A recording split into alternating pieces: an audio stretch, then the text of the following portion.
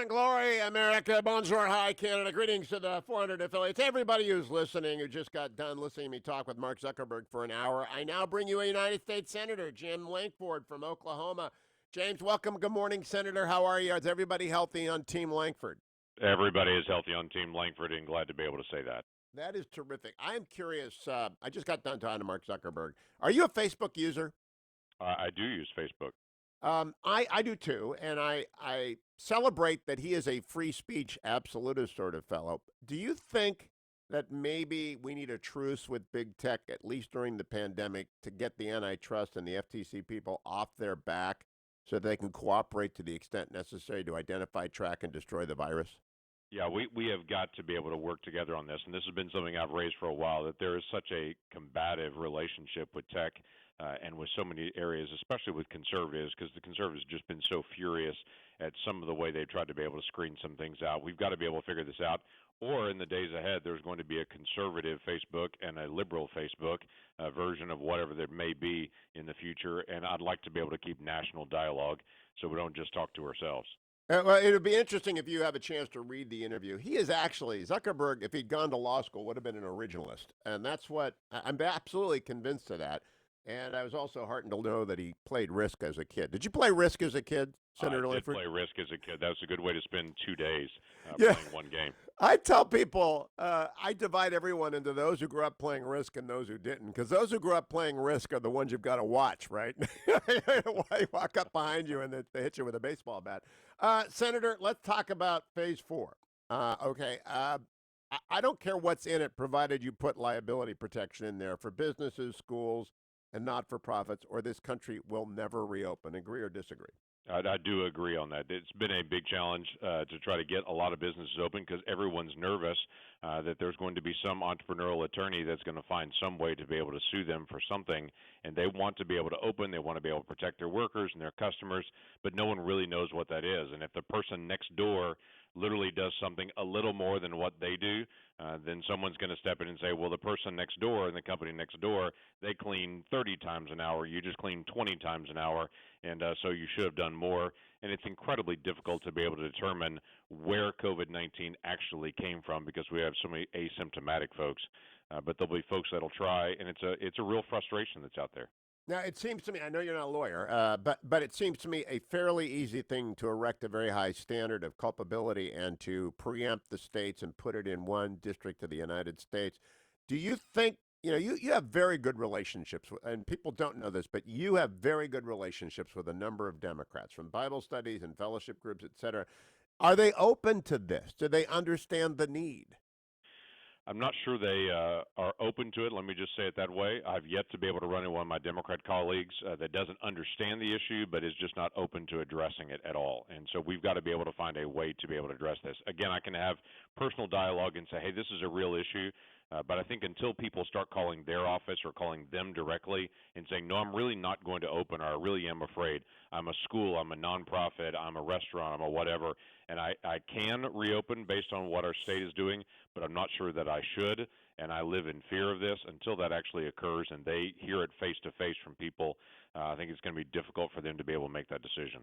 Are you familiar, Senator, with Hamilton the musical? You know what? I'm one of those folks in America that has never seen Hamilton. Obviously, I'm familiar with it as You're, phenomenon, but I've you're never the seen it. one. You're I'm the it. one. You know what? You would love it. But there is a song in there about the room where it happened. It's about the deal between Hamilton, Jefferson, and Madison, where Hamilton got the National Bank and Jefferson and Madison got the District of Columbia on the Potomac. So I think the big deal right now is that the conservatives in the Senate get liability protection of a robust sort, and that the Democrats get a bundle of money for their friends in the states, which are bankrupt because of the uh, devastation to tax revenues. And I know that I don't want to bail out pension funds, but I also am very sympathetic to some of these states that are high tax states and just nevertheless, they can't fire all their teachers, right? No, and they shouldn't fire all their teachers. Always the first comment that comes up from states or from municipalities that they need more money is we're going to have to fire all of our law enforcement, we're going to fire all of our firefighters, and so we need more money immediately or else we're going to fire all those folks. What we're trying to figure out is where were the cost savings? For instance, many of these states spend billions of dollars on Medicaid, obviously, because Medicaid is shared between the federal government and the states. But a lot of these states that had very, very low Medicaid usage during April or early May because a lot of folks weren't going in. And now some of those folks are going to go back, but there will be a tremendous billions of dollars in savings for a lot of states because they didn't have those expenses for Medicaid during that time period. And we're covering, as the federal government, all of us as taxpayers, all COVID-19 costs for every one of those individuals, regardless of their Medicaid, Medicare, whatever it may be. And so there are some areas of savings states are not talking about currently. They're just talking about all the expenses. So we're trying to figure out how does this balance out? What does this really look like? And I know a lot of folks are saying, let's just send $1 trillion to the states, which is what the House plan proposes to do. Let's just send it to all of them. They'll work it out. They all need the money, and everyone's going to say, yes, please send us more money. We've got to figure out how to be able to balance this. And quite frankly, during a storm, you take out a loan, but you also know you've got to pay that loan back when it's all said and done, so you don't take one out so big that it hurts your economy. And I'm trying to figure out what that number is right now, that we don't overextend ourselves and basically say, let's make it easier on this generation by making it harder on the next one. Well, I look back at Hamilton, who was facing the problem of the national bank and collecting all the state debts. He needed to get all the state debts together in order to make it possible. And so there is a lot of state debt that I don't mind if you folks add to the relief, which has already been generous, if you get back the stuff that we need, liability protection and forward funding of defense. And so I think most conservatives will understand the principle of horse trading if it isn't cash for cannabis, if it is sort of a federalism based, you governor, here's your grant of money. Just a naked deal, just like the room where it happened, as honest and transparent as the day is long, not a lot of rhetoric, just your constituents are big government states, our constituents are small businesses and defense, and we will make a deal. Can we not act like grown-ups this way and do it that way?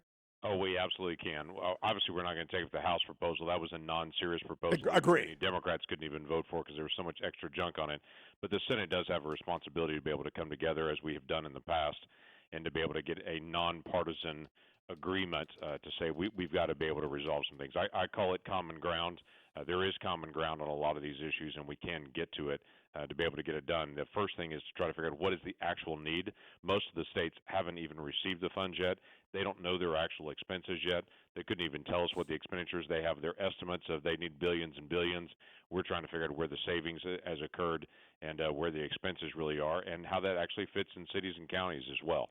Yeah, I leave it to you guys to come up with a formula for it, but it just seems to me there's a deal there. Let me talk to you about your role on oversight. You're still on oversight, right? I am. I'm so alarmed by what happened to General Flynn.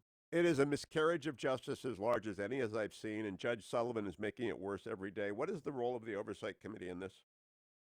Yeah, we're going to actually pull the thread on this to try to get all the details out as it comes out each day now, as we get more and more information and we determine, okay, this really is a huge issue. It's what it's what it smelled like, and then everyone's looking at it going, yeah, that's really a problem. We see what that is. And for folks that are saying, hey, it's no issue, you're really just being partisan at that point. There is a problem when one administration is not wanting to be able to pass on it information to the next generation. When an individual has a case dropped for them and the judge steps up and says, no, I'm going to actually bring in an attorney and we're going to do our own trial and we're going to do our own prosecution, even though there is no prosecutor. I'm just as a judge going to do my own prosecution to be able to bring that up. That's not how this system works. So we've got to be able to make sure this is not a partisan thing, because if this was on the other direction and this was a Democrat that was being pulled up by a Republican, everyone would be just as furious through this process. So let's pull the politics out of it and just say equal justice for all, and to try to get facts and information out and then be able to go by the facts, not by the innuendos. And the folks that always say Russia, Russia, Russia, Russia, look at the context of where this was in December and January and what the dialogue actually was during that time period. The incoming national security advisor is talking to a Russian ambassador. Why is that a problem? National security advisors talk to ambassadors, talk to foreign leaders all the time. That is not an issue. Obamagate doesn't mean that the president was involved. I actually don't think he was. What I read in his conversation with Susan Rice on that January 5 is someone who, just like you said, smelled something really bad and wanted nothing to do with it and was basically saying, keep me out of this. I don't want to know. You guys do what you're doing. Is that what you intimate from these facts as well? Hard to be able to tell at this point the role of the president. We do know at this point that he was engaged in it. He was informed about it, and then what his instructions were to his team and what he was kind of given a wink and a nod to Comey to be able to carry out is unknown at this point. We do know that Comey, in the earliest days of the Trump administration, was discussing some way to be able to entrap the president, and so that becomes a whole issue. Was that planned in early January and then carried out in late January and February? We don't know.